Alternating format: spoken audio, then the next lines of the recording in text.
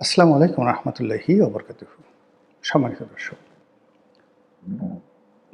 বর্তমান রাষ্ট্রপতি জনাব শাহাবুদ্দিন চুপ্পু আমার দৃষ্টিতে আমার দেখা সবচেয়ে মানে সৌভাগ্যের বরপুত্র যাকে বলা হয়, ঠিক ওইরকম সৌভাগ্যের বরপুত্র বাংলাদেশে এ যাবৎকালে যত লোক সৌভাগ্যবান হয়েছে ওনার মতো আমি আর কাউকে দেখিনি। তাকে নিয়ে আমি কোনো সমালোচনা করব না, তার কোনো প্রশংসাও দরকার নেই। আমি শুধুমাত্র নিয়তির যে ঘটনাগুলো আপনাকে বলি। তিনি মূলত ছাত্রলীগ করতেন। তো বঙ্গবন্ধু হত্যাকাণ্ডের পর যখন মানুষ থর করে কাঁপছে, ঠিক সেই সময়ের সাথে তিনি বিদ্রোহ করে বসলেন ছাত্র অবস্থায়। তারপর জেলে গেলেন, জেল খাটলেন। আচ্ছা, কেউ যদি জেল খাটে তার তো সরকারি চাকরি হওয়ার কথা না। তারপর তাও আবার আওয়ামী লীগ করা, ছাত্রলীগ করা, কিন্তু পরবর্তীতে দেখা গেল তার বিসিএসে তিনি কোয়ালিফাইড করে ফেললেন, জজ হয়ে গেলেন। জজ হয়ে এবং জজিয়াতের যে সর্বোচ্চ পদ জেলা জজ, সেই জেলা জজ হয়ে গেলেন। আচ্ছা, সেখান থেকে তিনি রিটায়ার্ড করার সঙ্গে সঙ্গে অসাধারণ একটা চাকরি পেয়ে গেলেন দুর্নীতি দমন কমিশনে। তিনি কমিশনার রূপে দ্বিতীয় গুরুত্বপূর্ণ ব্যক্তি, কমিশনার তদন্ত। সেই কমিশনার তদন্ত রূপে তিনি সেখানে নিয়োগ লাভ করলেন। ওই সময়টাতে যারা শাহাবুদ্দিন চুপ্পুকে চিনতেন, মানে ওনার কাছে গেছেন, ভালো ব্যবহার পাননি, সহযোগিতা পাননি, ওনার শত্রুও বলতে পারবেন না। আপনি তার বদনাম করতে পারেন, অনেক কিছু করতে পারেন, কিন্তু বাস্তবতা হলো দুর্নীতি দমন কমিশনের যে কমিশনার তদন্ত যে পদটি, এই পদটি মূলত দুদকের চেয়ারম্যানের চেয়ে ক্ষমতাধর। সব কাজ তার কাছেই এবং তার কাছেই সবাই যায়। তো সেই ক্ষেত্রে এই যে শাহাবুদ্দিন চুপ্পু, মানে তার অফিসটা ছিল একটা মন্ত্রী বা এমপির মতো, এরকম দরজা খোলা থাকতো, যে ইচ্ছা সে যেতে পারতো। সবার চুপ্পু ভাই, সবাই চা সিগারেট খেতে পারতো। শত্রু কে মিত্র ডাজ নট ম্যাটার। জামাত করে, বিএনপি করে, ডাজ নট ম্যাটার। চুপ্পুর দরবারে যদি কেউ যেতে পারতো দুদকের সময়, তার 7 খুন মাপ। সাথে সাথে মানে বলে যে ভাই আমি এরকম বিপদে পড়ছি, টেলিফোন মানে উঠে সাথে সাথে সে করতেন। একজন একটা উদাহরণ দিয়ে বললেন, একজন সিনিয়র সাংবাদিক। তো বলে যে তারা ওই প্রায় 250 সাংবাদিক মিরপুরে একটা অ্যাসোসিয়েশন করে তারা ওখানে সরকার থেকে একটা বরাদ্দ পেয়েছিল বিএনপি জমানাতে। তো বিএনপি জমানাতে একটা বরাদ্দ পাওয়ার পরে সেই বরাদ্দ অনুযায়ী তারা সরকারি জমি সরকার নির্ধারিত মূল্য রাজকোষে জমা দিয়ে সেই সিনিয়র সাংবাদিকরা সেই প্লটগুলো নিয়েছেন। তো আওয়ামী লীগ যখন ক্ষমতা এলো, ক্ষমতা আসার সঙ্গে সঙ্গে সেটা বললো যে এটা দুদকে মামলা হয়ে গেল সেই সাংবাদিকদের সবার বিরুদ্ধে, সিনিয়র সাংবাদিক সবার বিরুদ্ধে, যে তারা সেই অবৈধ প্রভাব দেখিয়ে সরকারি জমি নিয়েছে এবং সরকার নির্ধারিত মূল্য পরিশোধ করেনি। তো সাংবাদিক নেতাদের একটা বিরাট গ্রুপ, তারা সবাই কিন্তু বিএনপিপন্থী, সবাই বিএনপিপন্থী। সবাই চুপ্পু সাহেবের কাছে গেলেন যে ভাই এসব কী শুরু করছেন, আপনি যে কাজ শুরু করতেছেন, আপনার লোক যে কাজ করতেছে, এতে তো সরকারের বদনাম হবে, আওয়ামী লীগের বদনাম হবে। এরকম প্রায় 250 সিনিয়র সাংবাদিকের মধ্যে তো আওয়ামী লীগেরও লোকজন আছে। প্লট নিয়েছে, বিএনপি প্লট দিয়েছে এবং এটা নিয়ে এখন আপনারা তদন্ত করতেছেন। সে সাংবাদিক আমার কাছে বলতেছিল। তো সুপুর সাহেব বলেন কি? সে সঙ্গে সঙ্গে যে আইও তদন্তকারী কর্মকর্তা, তাকে ডেকে আনলেন এবং বললেন যে এক্ষণ এটা নিষ্পত্তি করে দাও, এক্ষণ। তো that was the job of mister Shahabuddin Chuppu. এবং এখানে বসে থেকে বহু মানুষের সঙ্গে তার একটা ব্যক্তিগত সম্পর্ক হয়ে যায় এবং তারই প্রেক্ষিতে এস আলমের সাথে তার সম্পর্ক হয়ে যায়। এবং তার যখন সেই দুদকের তার যে চাকরি এটি চলে গেল, বা তিনি তখন এস আলমের যে ইসলামী ব্যাংক, সেখানে পরিচালক হিসেবে যোগদান করলেন। তো ইসলামের পরিচালক হিসেবে তিনি কাজকর্ম করতেছেন ইসলামী ব্যাংকে, কিন্তু ওই সময়টাতে তিনি এস আলমের কর্মচারী, এস আলমের হয়ে ইসলামী ব্যাংকে যোগদান করেছেন। এর বাইরে অন্য কোনো বদনাম নাই যে কোনো একটা লোন স্যাংশন করে কারো কাছে টাকা নিয়েছেন, পয়সা নিয়েছেন, ইসলামী ব্যাংকে ডুবিয়েছেন, কোনো ফাইলের স্বাক্ষর আছে, এই ধরনের কোনো নজির কিন্তু নেই। এটা হলো বাস্তবতা। এখন তিনি এস আলমের লোক হয়ে কি ওই ব্যাংকের চেয়ারম্যান ছিলেন না সম্ভবত ডিরেক্টর ছিলেন, এনিওয়ে এর মধ্যে সারা দুনিয়াকে আশ্চর্য করে দিয়ে কিভাবে যেন তিনি রাষ্ট্রপতি হয়ে গেলেন। সবাই বলে যে এস আলমের সঙ্গে এখন এখানে একটা মানে লুডুমুডু খেলা আছে, লাড্ডু বাড্ডু খেলা আছে। আওয়ামী লীগ জমানাতে যে কিচেন ক্যাবিনেট, সেই কিচেন ক্যাবিনেটে শেখ রেহানার যেমন একটা গ্রুপ ছিল, শেখ হাসিনারও একটা গ্রুপ ছিল।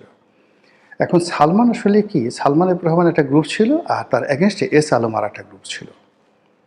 তো এস আলম আসলে মানে শেখ হাসিনার লোক না শেখ রেহানার লোক আমি আসলে জানি না। আবার সালমান শেখ হাসিনার লোক না শেখ রেহানার লোক আমরা জানি না। কেউ বলে সালমান এফ রহমান আসলে শেখ রেহানার লোক, কেউ বলে এস আলম আসলে শেখ রেহানার লোক। Does not matter. কিন্তু যখনই এস আলম সাহেবের ঘনিষ্ঠ একজন লোক বা তার কোম্পানিতে চাকরি করে জনাব শাহাবুদ্দিন চুপ্পু, তিনি রাষ্ট্রপতি হয়ে গেলেন, এখানে ধরে নেওয়া হলো যে পুরো প্রক্রিয়াটাই এখানে এস আলম এখানে গুরুত্বপূর্ণ ভূমিকা পালন করেছে, অথবা তকদির বা নিয়তি তাকে ডাক দিয়েছে। হোয়াট এভার মেবি, তিনি রাষ্ট্রপতি হলেন। হওয়ার পরে প্রথম ৩-৪ মাস বেশ সরকারের সঙ্গে তার ভালো সম্পর্ক ছিল, কিন্তু পরবর্তীতে তিনি নেগলেক্টেড হতে থাকলেন। আওয়ামী লীগ দ্বারা তিনি কিন্তু মারাত্মকভাবে নেগলেক্টেড হতে থাকলেন। প্রথমে শেখ হাসিনা বলেন, অন্যান্য যারা বলেন, তাকে যথেষ্ট স্নেহ করতেন, সময় করতেন, তিনিও কৃতজ্ঞ ছিলেন, কিন্তু পরবর্তীতে অনেকটা বলতে গেলে মুখ দেখা দেখি বন্ধ ছিল। এবং সেটা বুঝলাম কি করে, এই যে জুলাই আগস্ট বিপ্লব হলো, মানে রাষ্ট্রপতি আফসোস করে বলছেন যে আমাকে একবার টেলিফোন করে একটা কথাও কেউ বলেনি। তো ওই অবস্থাতে মানে তিনি কিভাবে ছিলেন, কি করছেন, এটা একটা বিরাট ব্যাপার। কিন্তু 17 মাসে ডক্টর মোহাম্মদ ইউনূসের জামানাতে তার জীবনে যা কিছু ঘটছে এটা কল্পনাই করা যায় না।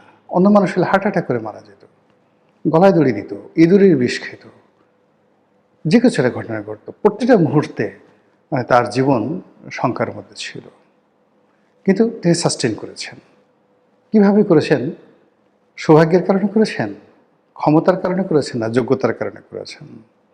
আবার ধরুন যেদিন শেখ হাসিনার পতন হলো, তো সেই দিন থেকে অর্থাৎ আগস্ট মাসের 5 তারিখ থেকে যেদিন ডক্টর মোহাম্মদ ইউনূস দায়িত্ব নিল 8 তারিখ পর্যন্ত, তাহলে 5, 6, 7, 8 এই 4 দিন কমান্ডার ইন চিফ রূপে, প্রধান সেনাপতি রূপে, রাষ্ট্রপতি রূপে, দণ্ড এবং মুন্ডের অধিকর্তা রূপে দেশটা সুপ্পু সাহেব চালিয়েছেন। তাকে সহযোগিতা করেছেন 3 বাহিনী প্রধান, কিন্তু দেশ তো তিনি চালিয়েছেন। ফলে আপনি চিন্তা করেন যে সৌভাগ্যগুলো একটার সাথে আরেকটা কীভাবে মিলে যায়। যাই হোক, ডক্টর মোহাম্মদ ইউনূস গেলেন, বিএনপি ক্ষমতায় আসলো। ক্ষমতায় আসার আগেই সুপ্পু সাহেব নিয়ে চিন্তা করলেন যে বেজ্জতি হওয়ার আর দরকার নেই, নতুন সরকার আসলে আস্তে দায়িত্ব হস্তান্তর করে তিনি চলে যাবেন। শুধুমাত্র একটু প্যাচ লাগালেন যে সরকার যদি চায় তাহলে তিনি সঙ্গে সঙ্গে পদত্যাগ করে চলে যাবেন। কিন্তু সরকার কী কারণে যেন চাইল না।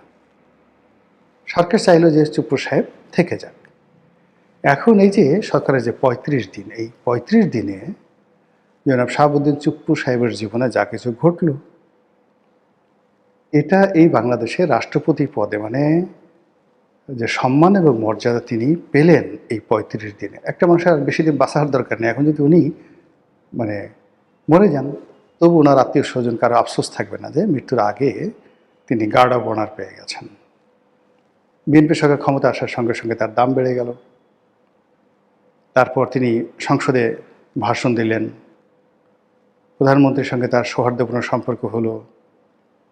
এরপরে ঈদের অনুষ্ঠান তিনি সুন্দর করলেন, ঈদের জামাতে তিনি অংশগ্রহণ করলেন, 26শে মার্চের অনুষ্ঠান সুন্দরভাবে করলেন। তারপর ন্যাশনাল প্যারেড গ্রাউন্ডে গেলেন। এরপর 26শে মার্চ উপলক্ষে জাতীয় স্মৃতি সৌধে একসঙ্গে প্রধানমন্ত্রীর সঙ্গে তিনি সেই যাকে বলা হয় সেই শ্রদ্ধার্ঘ্য নিবেদন করলেন। এইরকম আরও অনেক কিছু। সবচেয়ে বড় ব্যাপার হলো যে অনুষ্ঠানগুলো তিনি করেছেন, প্রত্যেকটা অনুষ্ঠানে, যেমন নামাজ পড়তে গেছেন, গার্ড অব অনার তিনি গ্রহণ করেছেন প্যারেড স্কোয়ারে, মানে প্যারেড গ্রাউন্ডে। তারপর পবিত্র ঈদ উল ফিতরের যে অনুষ্ঠান তিনি বঙ্গভবনে আয়োজন করেছেন, সেখানে তো রীতিমতো ডিসিপ্লিন, চাঁদের হাট মিলেছিল।